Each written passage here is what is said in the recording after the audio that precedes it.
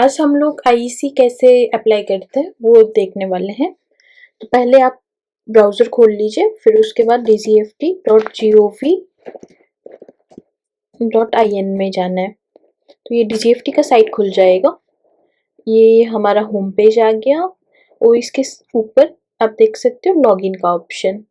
Login करना है क्योंकि हम लोग फर्स्ट टाइम यूज़र हैं, तो पहले हमें रजिस्टर करना पड़ेगा। तो रजिस्टर कर लिया। रजिस्टर यूज़र एज में हमें इंपोर्टर एक्सपोर्टर सेलेक्ट करना है और उसके बाद नाम लिख लेना है। जैसे फॉर एग्जांपल की मैनेजमेंट पर्सन या फिर प्रोप्राइटर का नाम लिखना है यहाँ पे। इसके बाद ईमेल आईडी, इसके बाद मोबाइल नंबर लिखना है, फिर पिन कोड, कंपनी का पिन कोड जाएगा यहाँ पे। डिस्ट्रिक्ट अपने आप आपका सेलेक्ट हो जाएगा, फिर स्टेट और उसके बाद सिटी। फिर कैप्चा अब डाल दो यहाँ पे जो आएगा और उसके बाद ये टिक बॉक्स करना है और सेंड ओटीपी करना है। तो ऐसे करके हम यहाँ पे सक्सेसफुली रजिस्टर कर लेंगे। तो हमारा रजिस्ट्रेशन ऑलरेडी है, तो मैं लॉग इन कर देती हूँ।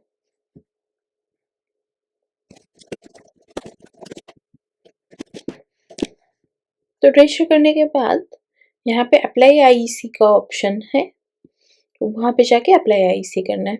और आपको आईईसी हर साल अपडेट भी करना होता है, तो उसका भी सेम ही प्रोसेस है जैसे नया आईईसी अप्लाई करते हैं। यहाँ पे आ गया स्टार्ट फ्रेश एप्लीकेशन। ये हमारा आईईसी का फॉर्म आ जाता है। फिर उसके बाद हमें नेचर ऑफ कंसर्न, प्रोप्राइटरशिप है, पार्टनरशिप है, जो भी कंपनी का टाइप है वो सेलेक्ट करना है। तो मैं यहाँ पे कर देती हूँ प्रोप्राइटरशिप, ABC और फिर यहाँ पे पैन नंबर जाएगा।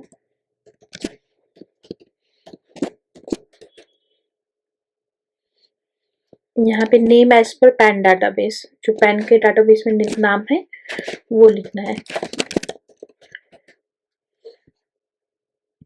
और यहाँ पे डेट ऑफ बर्थ या डेट ऑफ इनकॉर्पोरेशन, अगर प्रोप्राइटरशिप है तो डेट ऑफ बर्थ जाएगा, और अगर आपका कंपनी का डिटेल है तो इनकॉर्पोरेशन का डेट लिखना है यहाँ पे। अब इसके बाद कैटेगरी ऑफ एक्सपोर्टर है। मर्चेंट एक्सपोर्टर मतलब जो माल मैन्युफैक्चर नहीं करते, वो परचेज करके सेल करते हैं। मैन्युफैक्चर एक्सपोर्टर जिसके पास मैन्युफैक्चरिंग यूनिट है। मर्चेंट को मैन्युफैक्चरर एक्सपोर्टर जो कि कुछ माल मैन्युफैक्चर करता है और कुछ माल खरीद के बेचते हैं, तो हम मर्चेंट को मैन्युफैक्चर एक्सपोर्टर करते हैं। अब यहाँ पे लिखना है कि अगर स्पेशल इकोनॉमिक जोन में आपका फर्म रजिस्टर्ड है क्या। तो अगर आपका SEZ में रजिस्टर्ड है तो यस लिख लीजिए, नहीं तो नो हो जाएगा। और EOU स्कीम के हिसाब से कहीं पे रजिस्टर्ड है तो यहाँ पे यस लिखना है, हमारा नहीं है तो नो लिख लेते हैं। अब यहाँ पे GST नंबर जाएगा,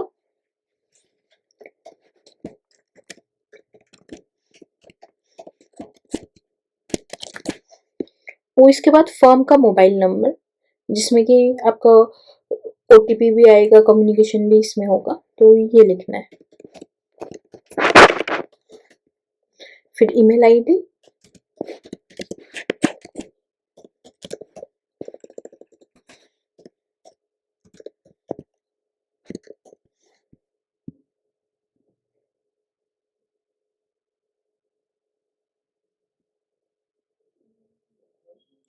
अब यहाँ पे OTP सेंड करना है और जो OTP आएगा वो यहाँ पे नीचे लिखना है।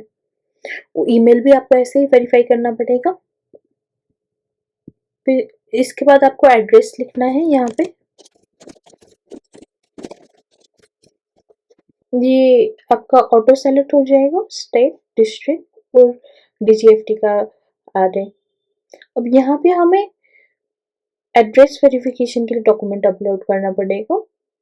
वो हमारा सेल डीड हो सकता है, रेंट एग्रीमेंट हो सकता है, lease deed, electricity bill, telephone bill, mobile postpaid bill वगैरह। और प्रोप्राइटरशिप है तो आधार कार्ड या पासपोर्ट या वोटर आईडी से भी काम चल जाएगा। जैसे कि कितनी दफ़ा होता है कि प्रोप्राइटर अपने घर के एड्रेस में ही काम कर रहे हैं, तो उसमें वो एड्रेस प्रूफ चल जाएगा। और अगर फर्म के नाम पे एड्रेस नहीं है तो एक एनओसी का सर्टिफिकेट ओनर के तरफ से फर्म के नाम का लगाना पड़ेगा। फिर ब्रांच डिटेल, अगर आपका आईसी में एक से ज्यादा एड्रेस है, जैसे कि कहीं पे मैन्युफैक्चर हो रहा है वहीं से भी एक्सपोर्ट हो रहा है, तो आपको वो भी लिखना पड़ेगा।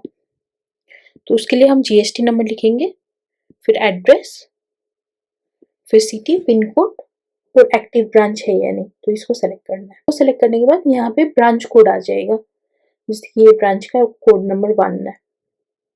फिर हम 7 नेक्स्ट करेंगे। फिर उसके बाद डायरेक्टर का डिटेल लिखना है, तो यहाँ पे पहले डिटेल आ जाएगा, उसको आप अपडेट कर सकते हो।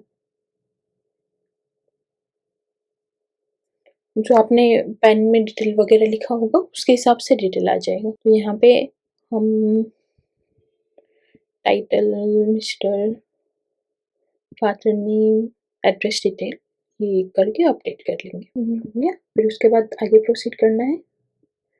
अब बैंक का डिटेल जाएगा यहाँ पे, account number, account holder name, IFSC code और बैंक नेम, प्राइमरी है तो प्राइमरी का सेलेक्ट करना है। अब बैंक को वैलिडेट करने के लिए हमें कैंसिल चेक का फोटो या फिर बैंक सर्टिफिकेट। बैंक सर्टिफिकेट कैसा होगा, ठीक है, official letter head of bank में इशू करना पड़ेगा। तो हमें कैंसिल चेक जो है वो ज़्यादा इजी है। बैंक का इंफॉर्मेशन 7 नेक्स्ट करने के बाद फिर एक्सपोर्ट का डिटेल रखने का कॉलम आता है। तो आप इंपोर्ट भी करते हो, एक्सपोर्ट भी करते हो, तो ये दोनों सेलेक्ट करना है। जैसे फॉर एग्जांपल इंपोर्ट कर लिया, तो इंपोर्ट में आप क्या करते हो, गुड्स करते हो, सर्विस करते हो। अगर दोनों करते हो तो दोनों सेलेक्ट करना है। गुड्स करते हैं तो किस टाइप का गुड्स करते हैं, जैसे electronic product, handicraft, leather product, textile and apparel. और सर्विसेज में जैसे हमारे पास ऑप्शन है IT service, accounting service, advertising, consulting, education, entertainment. तो आप जो भी सर्विसेज करते हैं तो वो सेलेक्ट कर सकते हैं। फिर एक्सपोर्ट में आ जाते हैं। एक्सपोर्ट में क्या करते हैं, गुड्स, फिर उसके बाद जो भी आप करते हैं तो उसको सेलेक्ट करना है। फिर उसके बाद हम करेंगे 7 नेक्स्ट। और यहाँ पे अब डिक्लेरेशन आ जाता है कि जो भी हमने इंफॉर्मेशन वगैरह दिया है वो सही है और कोई भी डायरेक्टर पार्टनर वगैरह डिनाइड लिस्ट में नहीं है डीजीएफटी के। तो ये डिक्लेरेशन आप पढ़ लो, फिर टिक करके 7 नेक्स्ट। फिर उसके बाद ये डिटेल आ जाएगा आपका प्रीव्यू करने का, और आधार से साइन कर सकते हैं, ये ऑप्शन है। फिर इसके बाद हम आधार का ई साइन सेलेक्ट करेंगे। अब इसमें आधार नंबर लिखना है और ओटीपी लिख के सबमिट करना है। So thank you guys, video देखने के लिए यहाँ तक कंप्लीट। अगर आपको डॉक्यूमेंट की लिस्ट चाहिए तो कमेंट कीजिए डॉक्यूमेंट, हम आपको कंप्लीट लिस्ट वहाँ पर भेज देंगे क्या क्या डॉक्यूमेंट आपको आईसी बनाने के लिए लगेगा। ग्लोबल एग्जाम एकेडमी से जुड़िए अगर आप एक्सपोर्ट बिजनेस करना चाहते हैं तो। Thank you so much.